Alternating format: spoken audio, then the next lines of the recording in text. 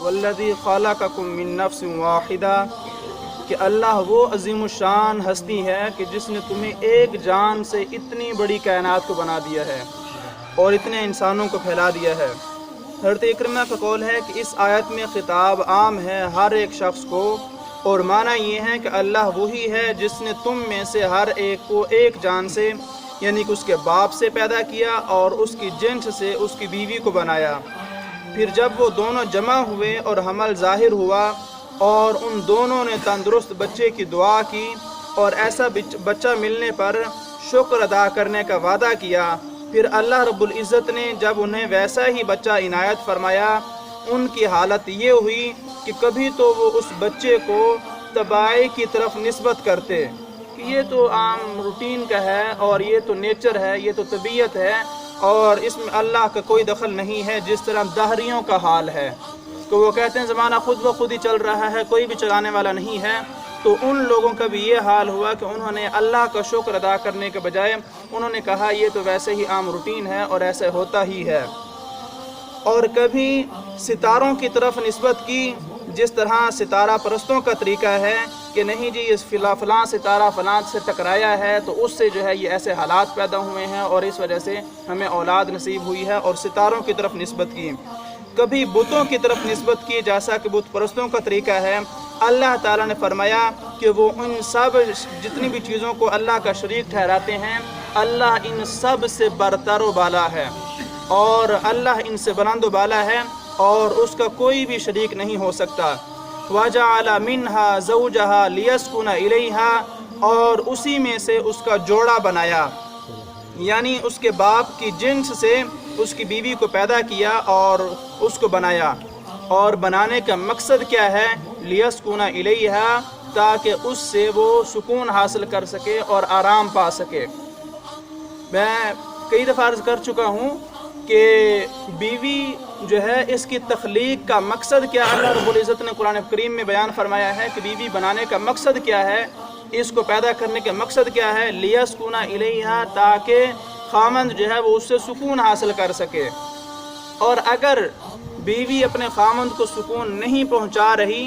اور سکون کے بجائے پریشانی کا باعث بن چکی ہے تو وہ اپنی تخلیق کا جو مقصد ہے وہ بھول چکی ہے۔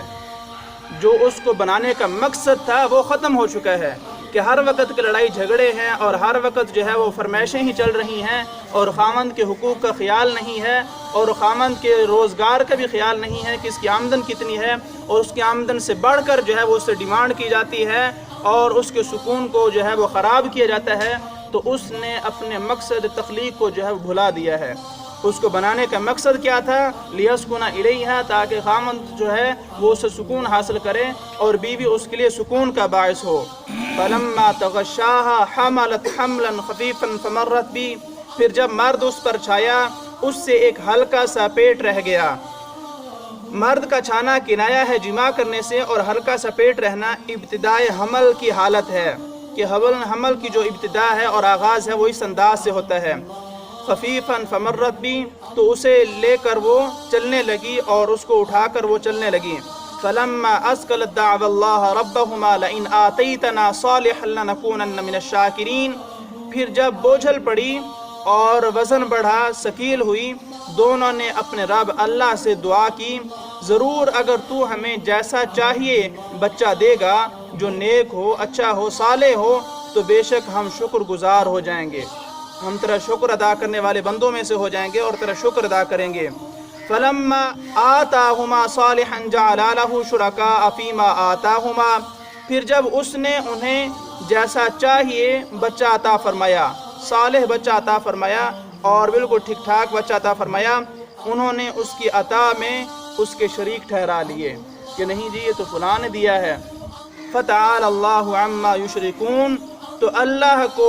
برتری حاصل ہے، اللہ بلند و بالا ہے ان کے شرک سے،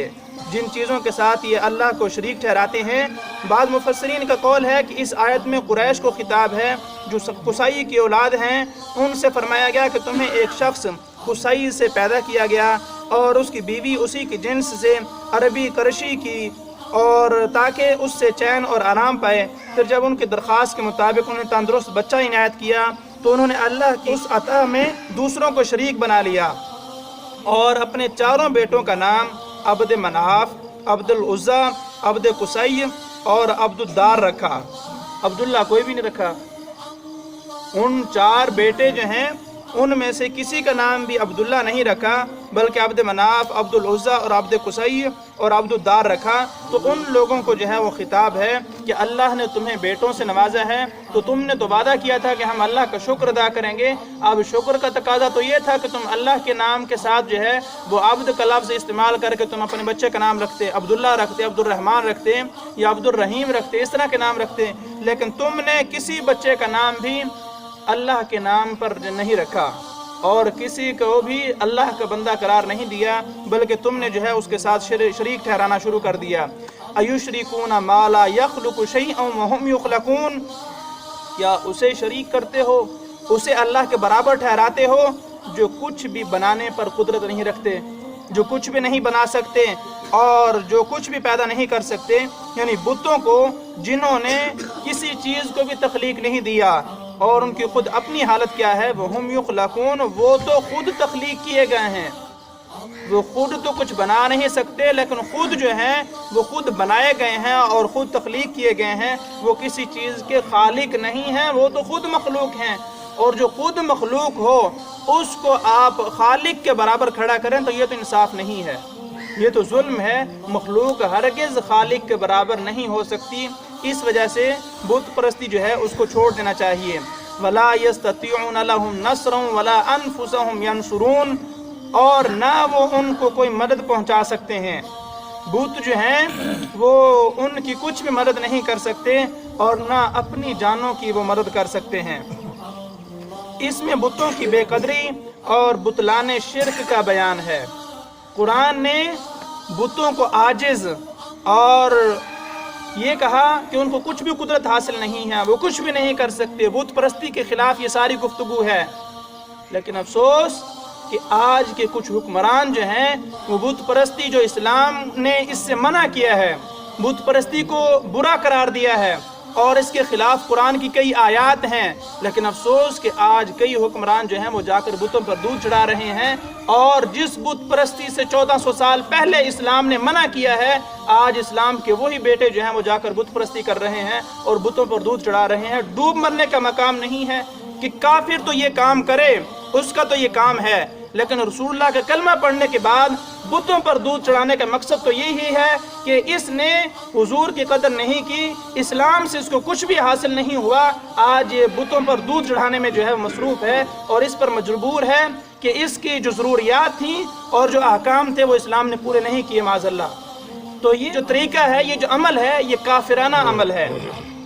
قرآن کے خلاف ہے، رسول اللہ کی آنے کا جو مقصد ہے اس کے خلاف ہے، حضور کے حدیث کے خلاف ہے۔ قرآن نے بت پرستی کو برا کہا ہے تو ہمیں بھی اس کو برا سمجھنا چاہیے، یہ نہیں کہ جب بت پرستوں کے خلاف کوئی بات کی جائے، نہیں جی وہ بھی تو انسان ہیں، وہ بھی اس شہر کے باشندے ہیں، وہ بھی، اس وقت ساری ہمدردیاں آپ کو حاصل ہو جاتی ہیں، لیکن جب اسلام کی بات کی جاتی ہے، نہیں جی اسلام اتنا سختی کا درس نہیں دیتا، اسلام تو امن پسند ہے۔ یہ جو منافقانہ طرز زندگی ہے اس سے باز آنا چاہیے۔ یہ ہم اپنے آپ کو تو دھوکہ دے سکتے ہیں لیکن اللہ کو دھوکہ نہیں دیا جا سکتا، اور بت پرستی بری تھی، بری ہے اور قیامت تک بری ہی رہے گی، اور یہ غلاظت کا وہ کنواں ہے کہ جو بھی اس میں گرے گا وہ خود بھی غلیظ ہوگا، اس کو خیر حاصل نہیں ہو سکے گی۔ تو بتوں کے بارے میں اللہ رب العزت نے فرمایا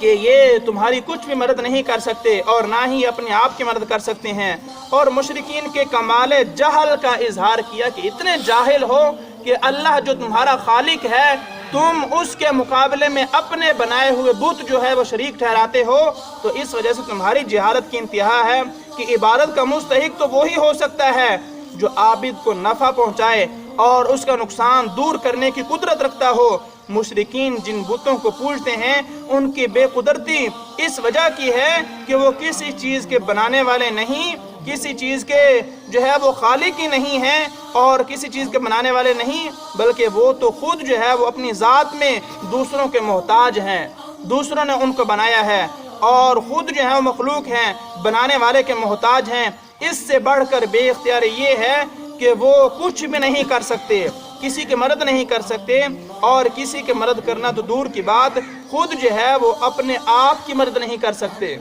اور کسی سے نقصان دور کرنا تو دور کی بات، اگر انہیں کو توڑ دے تو وہ خود اپنی حفاظت نہیں کر سکتے، انہیں کو گرا دے جو چاہے کرے وہ اس سے اپنی حفاظت نہیں کر سکتے۔ ایسے مجبور محض اور بے اختیار کو پوجنا یہ انتہا درجہ کی جہالت ہے کہ اللہ وہ عظیم خالق جس نے اتنی کائنات کو بنایا ہے اور اپنی قدرت کا اظہار کیا، اور اتنے آسمان، زمین اور مخلوقات کا جو ہے وہ ایک پورا ذخیرہ جو ہے وہ پیدا کر دیا، اور یہ بت جو ہیں یہ تم مچھر کا پر بھی نہیں بنا سکتے، اور تم انہیں جو ہے وہ اللہ کے برابر شریک ٹھہراتے ہو، یہ کمال درجے کی جہالت ہے۔ اور اس میں یہ بات یاد رکھیں کہ کچھ لوگ وہ ہیں کہ جن کا طریقہ یہ ہے کہ وہ آیات جو بتوں کے بارے میں نازل ہوئی ہیں، بت پرستی کے خلاف نازل ہوئی ہیں، کچھ بدقسمت لوگ جو ہیں وہ ان آیات کو اٹھا کر انبیاء اور صالحین پر چشمہ کرنے کی کوشش کرتے ہیں کہ نہیں جی اس سے مراد اولیاء ہیں، اس سے مراد مزارات والے ہیں۔ تو یاد رکھیں اہل سنت کا انبیاء، مزارات، تمام اولیاء صالحین کے بارے میں یہ عقیدہ ہے کہ مؤثر حقیقی صرف اور صرف اللہ رب العزت کی ذات ہے۔ مؤثر حقیقی وہی ہے، اگر وہ کسی کو کچھ عطا کر دے تو پھر وہ بھی آگے جو ہے وہ اپنے ماننے والوں کا کچھ نہ کچھ بھلا کر سکتا ہے اور مدد کر سکتا ہے اللہ کی عطا سے، اور اگر اللہ عطا نہ کرے تو یہ بھی کسی کو کچھ نہیں دے سکتے اور کچھ بھی نہیں کر سکتے۔ لیکن بتوں والی آیات کو انبیاء صالحین پر چشمہ کرنا یہ اتنا برا عمل ہے کہ حضرت عبداللہ بن عمر رضی اللہ تعالی عنہما سے روایت ہے، فرمایا کہ مخلوق میں سے سب سے بدترین لوگ وہ ہیں جو بتوں والی آیات کو انبیاء اور صالحین پر چشمہ کرتے ہیں۔ تو اس وجہ سے اپنی آخرت کی فکر کریں۔ مزارات کے خلاف بولتے بولتے کہ جناب مزارات کے خلاف قرآن میں سے اور تو کچھ نہیں ملا، تو بتوں والی آیات ہی اٹھا کر جو ہے وہ اولیاء اور انبیاء کے خلاف شروع ہو گئے، تو یہ اپنی آخرت کو برباد کرنا ہے۔ اس سے انبیاء اور صالحین کے شان میں کچھ بھی فرق نہیں پڑنے والا۔ عوام کو تو دھوکہ دے سکتے ہیں لیکن اللہ تو جانتا ہے کہ یہ کیا کر رہے ہیں۔ اس وجہ سے توبہ اور استغفار کریں۔ جو بتوں کے خلاف آیات ہیں وہ قیامت تک بتوں کے خلاف ہی رہیں گی، ان کو انبیاء اور صالحین کے خلاف استعمال نہیں کیا جا سکتا، اور انبیاء اور صالحین کو مجبور محض بھی نہیں کہا جا سکتا۔ اللہ کے ہاں ان کا بڑا مقام ہے، اور اللہ نے انہیں اپنے قرب سے نوازا ہے اور اپنی عطائے خاص سے جو ہے انہیں نوازا ہے۔ اور ہمارا بھی یہی عقیدہ ہے کہ اللہ نے جس کو کچھ عطا کیا ہے تو اس کے پاس کچھ ہے، اور اگر اللہ کسی کو کچھ نہ دے تو اس کے پاس کچھ بھی نہیں ہے۔ مؤثر حقیقی صرف اور صرف اللہ رب العزت کی ذات ہے، اور سب کو عطا کرنے والا وہی ہے۔